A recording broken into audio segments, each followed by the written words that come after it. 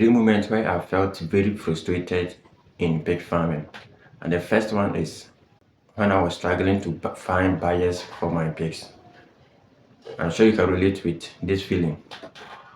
I had a number of pigs on the farm, like in the early years of starting. I had a number of pigs on my farm and I was trying to get people to buy. I approached this person, I'm not interested. I approach this person, they will accept to buy the pigs, but they come the amount they give to me, if I was even check, it's not going to cover my cost. Not even talk of making me any profit. I refused them. I found new buyers. They refused to also buy. I brought in another one where they also tried to lower the price of what I was expecting from the pigs. So I became very frustrated to the extent that I gifted two of my pigs. Like, I gifted two of my pigs. Let me just put in that I gifted the two pigs to some people. And not just that I decided to give two to them like that, but they came to buy and they bought four pigs at a go. So therefore, they paid two and then they are expected to come back and pay for the other two later. As I'm talking to you, I've not yet got the money for those two pigs. So that was the very frustrating moment. And that was where I started to think about how I can do the marketing of my pigs myself, how I can take control of the market. And the first thing I did was to get a number of people interested in pork but cannot buy the whole pig by themselves. Because initially that was my target. I was looking for people who buy the whole pig and I give them the money at once. But that was not working. So I needed to find another way. So I decided to move around, get the people. And then I tested with one pig. Then I started the pork sharing initiative. So that pig, I sold that pig for 3,700 Ghana cedis. So you could imagine the number of people I need to get from this rural area. So I got about 12 people who showed interest in the pork. And then they all had their money paid and then I slaughtered. It was a smooth process because I got my money on the very day the animal was slaughtered. I just took the money, slaughtered, and then they divided. They even did the division by themselves. And then each person picked their share of the pork and then went home. And I decided to try again. And that one was also smooth. So I said, well, that is the best thing. Let me now go by this opportunity.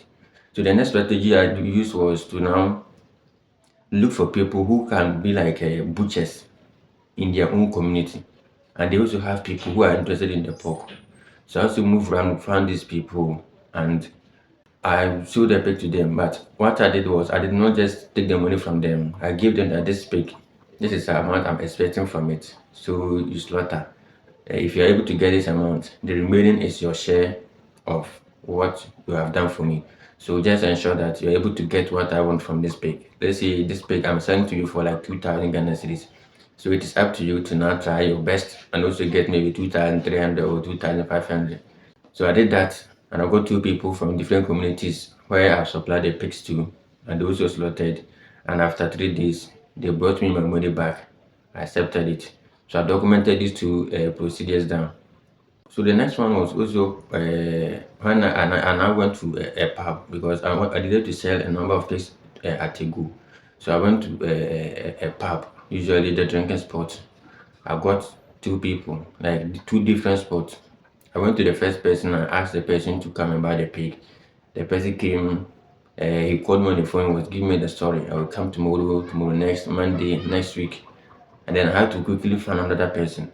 So I found another person and the person also gave me 3 days. So 3 days time, as the one who gave me the 3 days to come, he arrived on my farm and then we negotiated the whole thing with the pigs and the price was okay. So just as I finished selling the pig, we were still on the farm. Like the guy who came to buy with myself, we were still on the farm. When the one who has been escaping the date tomorrow next also arrived with his motorbike. Thank God that so unfortunately the pigs have been bought already. And he was frustrated also more than me. He was angry. I said, no, I'm not the cause of it. I've been calling you. It's close to 2 weeks now. I asked you to come for these animals. Even if you're coming, you should have told him that you come the day before. But you didn't even tell me. I was also in need of the money at that point. So I needed to just release the pigs. And this guy had just bought all the pigs I wanted to sell to you. So next time. So he was saying, no, due to his location, I need to get him fuel, money for fuel. You buy fuel and go back to his his community. I said, okay, fine, no problem. The only thing is just do that by yourself. The next time you come to buy the pig, because this pig here will be ready in 2 months' time. So the next time you come, I will do something about the pricing for you, so it will cover the fuel cost. And that was why we made the agreement. And then he understood me. He went peacefully. So these buyers, if they come to your farm and they're trying to price your things, especially if you're very desperate on one person, so that you try to do some shakara way, be trying to underprice the animals, like they do, like they don't even have interest for the animals. So they'll be doing a way just to discourage you, the farmer. If you don't feel confident in what you're doing, you end up lowering your prices, they cheat you, then you go and make all the money in their end. And the next moment where I felt frustrated also was when my sow, like her first time of giving birth, she started attacking her own piglet. That was very also a frustrating moment for me on the farm, in the sense that the sow followed, and anytime the piglet tried to go and suckle from her, she would bite, to the extent that she was even able to bite and open a piglet's mouth in that area, open the one side of the mouth like that. I observed the pig closely, and I saw that anytime a piglet goes close to the nipple, she'll try to bite. So I had to pick this piglet from her, leave them in a different room. Anytime I want to go and give them, to let them suckle, I'll then go and pick them, take them to the sow. And I have to hold the sow with the help of some people. We have to restrict the sow, put her on the ground, let the piglet suckle. I know in the night too, definitely, that was my first time. In the night too, piglet will definitely have to suckle. So I didn't know that that was also going to happen. So after the cycle for the evening, I thought now since they have cycled about 3 times, the sow will allow them to breastfeed. Later they don't know that in the night, whilst I was asleep, she will be able to attack 4 more. So the next one I came back and I found 4 more. And still I have to restrict this pig for the piglet to cycle again. So it was like a headache to me on the farm. Because how can you be holding pig for a piglet to cycle? For how long will I be able to do this? Especially if I'll be winning them after 6 weeks. How long will I keep restricting the sow for the piglet to cycle? But God being so good, we were able to do that, and she after 5 days, she accepted the piglet, and there was no more biting. But at that point, I've lost a significant number of the piglet because I was only left with three piglets out of 11. So that was the lesson I learned in that way, that if the sow starts attacking her piglet, I should just isolate the piglet from the mother. Anytime they want to suckle, I then take them back, which is 2 hour interval. I have to keep doing that, stressing myself on the farm every day. And you know how it is. It can be very frustrating because I have other things to do, but I have to stop it, come and monitor a pig that I've taken care of for close to 4 months to give birth. And after giving birth, if I'm not there myself, she will not allow the babies to breastfeed. So that was also a very frustrating moment also to me. And the last one was when a guilt came into heat. I know when they come to heat, we are supposed to cross them if you intend to breed those animals. So, and also at that point, what even made me more frustrated was that I had sold a significant number of pigs on my farm, and the farm was almost left with few pigs. So I needed to increase the head size again. So I took the girl to the boar. She was on heat all right, but she would refuse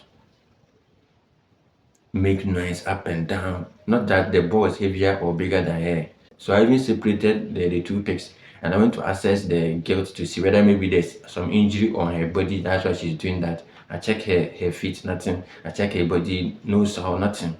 No open wounds. I released her back to the boar. She refused, made noise, but and she was running all over the place like that. And the boar will also be chasing like, so I was frustrated. But you know how I overcame this? Lucky enough, I had about four boars, young boars, that were capable of mating her correctly. So you know what? I just released this guilt, took her to the four boars on the farm. I don't know, and you know, as they were trying to confuse her. This one was trying to mount, and this one was also trying to mount. So they were just trying to confuse the guilt. She'll pass here, she'll meet another boy, she'll pass here, another boy, back and forth. They were attacking her from sideways. And before she realized, one of them was able to penetrate her. So when one of them mounted it, I saw that the other three also tried to mount the one that was able to mount her successfully. And to the extent that they even did that, and then the one who got access to the female even got his organ removed from the female's organ. Try to find some way to really beat them, but if I do that too, I'm going to threaten the other ones and they wouldn't go close to their gifts again. So I just allowed them to do their doing, and I observed them closely. Was the one that was able to penetrate her for the first time went back and was able to get access to her again. You see, so that was how I was able to overcome these issues. And the subsequent one also, another gate came in heat. She also did the same thing. I released it to a number of boys, and she was confused. She got mated at that point. So if you're also doing something like that, what you need to know is, if you don't like the trait from the boss, don't use any of them. But in my case, all the boys that I used, so even when one of them was able to have access to her, it was equally the same thing I was looking for. And you know what? Afterwards, the guilt, anytime she's in heat, you just take her to the boy, gentle. She will stand there like a lady, receive it, and go back to her room to start feeding. So these are the three moments. First, struggling to find buyers to the extent of underpricing and also gifting animals that till now I haven't gotten the money from the buyers. And the second one was also when the sow started attacking her own piglets, biting them, and out of 11 I had only 3 piglets left. And the third one was also when the girls came into heat and refused to be mated, where I had to use 4 balls to cross her at the time. What I'm just saying, if you've not experienced it on your farm, it will feel like a joke and you wouldn't know how serious it can be. So these are the moments and the ways I was able to overcome them. So that is what I also documented in this guide, that on how the strategies I used to sell my pigs. In case you're also struggling to find their buyers, you can just go to the description, get that book. You'll be okay to also implement whatever you want to. Because before you be able to make money, you need people to buy your animals. And people to buy also, you need to also find some ways. Because people really want to buy, but some you have to give them a little push before they buy. And I've documented everything down in that guide. It will help you to know how to attract the right people and the right buyers for your business.